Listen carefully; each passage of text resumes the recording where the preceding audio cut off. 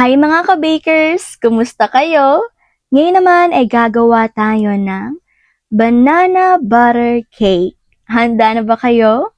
Ang mga kailangan natin ay saging, 4 na piraso, all-purpose flour, 180 grams, baking powder, 2 teaspoon, baking soda, 1 teaspoon, asin, 1/4 teaspoon, butter, 100 grams, sugar, 200 grams, all-purpose cream, 1/2 cup, peanut or walnut, 60 grams, at 2 itlog. Ilagay na natin ang saging, asukal, atin munang buksan ang ating mixer, at hayaan natin na magsama sila ng kaunti or mas madurog pa ang ating saging. Pag nadurog na, ilagay na natin ang baking soda, baking powder, butter na atin ng minelt, itlog, naglagay na rin po pala tayo ng asin at atin na pong ilagay ang all-purpose flour. At atin na rin po palang ilagay ang all-purpose cream. Ngayon naman ay atin na po itong i-mix. Yan, atin lang po siyang i-mix mga ka-bakers.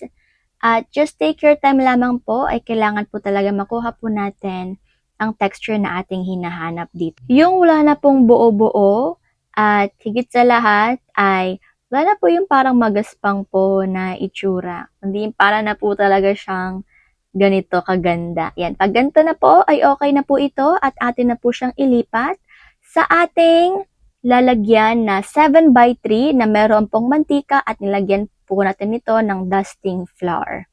Yan. Atin lang po siyang ilipat ng dahan-dahan. At pagkatapos naman po ilipat ay atin na po itong lagyan ng peanut or walnut. Yung dami naman po nito ay 60 grams nga po pala ito ulit.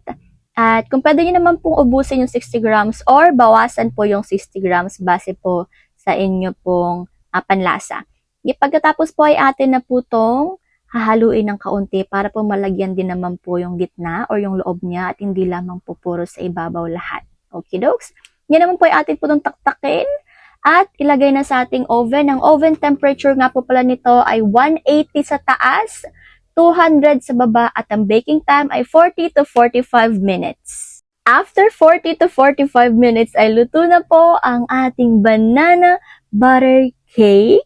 At atin na po itong ipahinga para po lumamig. Pagkatapos lumamig ay atin na po tanggalin sa ating molde na sobrang easy lamang po. Alam kong kayang-kaya nyo. Siyempre, eto na nga po siya mga ka-bakers na napakaganda naman ang kanyang itsura.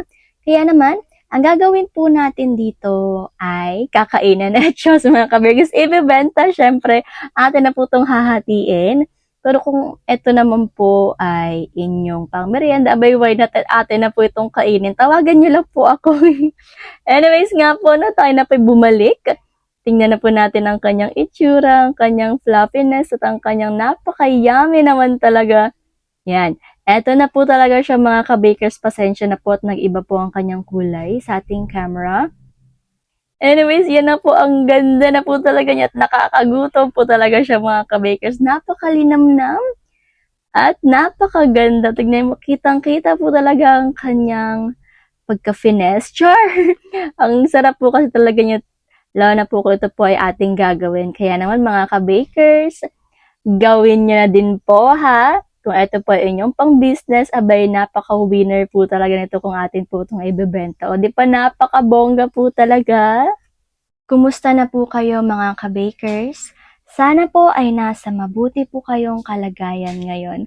Anyways nga po, no, pakadaldal ko po talaga ngayon mga ka-bakers. So, eto na nga po ang ating food for the soul ngayon. Pero parang palagi naman po akong madaldal.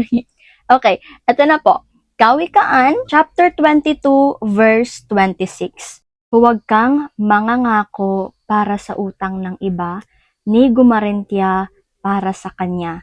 Kapag hindi ka nakabayad, hindi ba't kukunin pati ang higaan mo? Amen! Ay naku mga ka-bakers, shesh!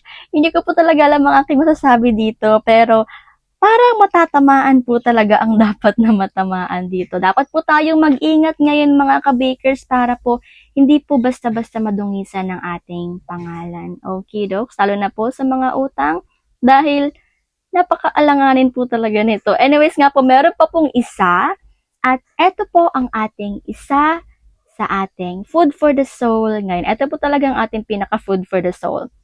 Ito ay ang Mateo chapter 6 verse 14 to 15. Sapagkat kung pinapatawad ninyo ang mga nagkakasala sa inyo, patatawarin din kayo ng inyong Ama na nasa langit. Ngunit kung hindi ninyo pinapatawad ang inyong kapwa, hindi rin patatawarin ng inyong Ama ang inyong mga kasalanan.